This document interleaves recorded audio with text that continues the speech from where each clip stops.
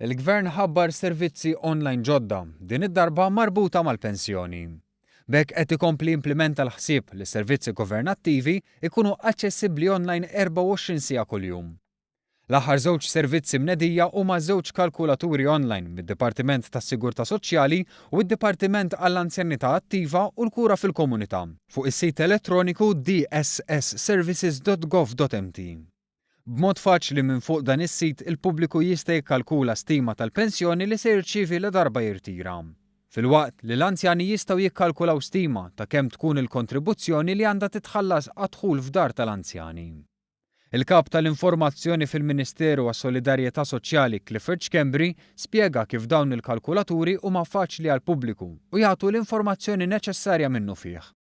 Il-web app issaqsik għal informazzjoni wara li tiddaħħal inti tikkalkula l kemm ħatkun il-pensjoni tiegħek meta tirtira.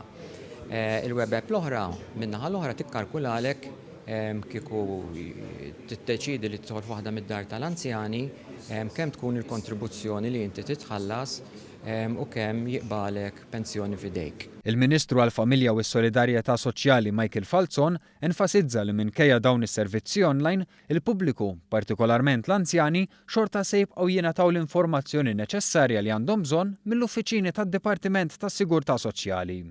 Jista' jċempel ukoll fuq il-Freephone 153 numru li f'xahar irċieva mal-1000 talba għall-informazzjoni. Bla dubju illi se jibqgħu s-servizzi l-oħrajn, bla dubju se jibqa' l-kuntatt uman, anzi huwa importanti li da jibqa' Ministeru jkun veru viċin in-nies.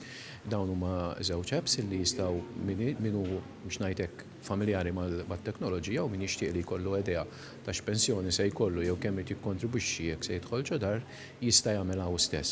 Il-Segretarju Parlamentari għall-Anzjanità Attiva u l-Kura fil-Komunità Anthony Giusdecelis qal li permezz ta' dawn is-servizzi il-Gvern qed ikun iktar qrib in-nies u joffri l-informazzjoni li għandhom bżonn f'ħin qasir.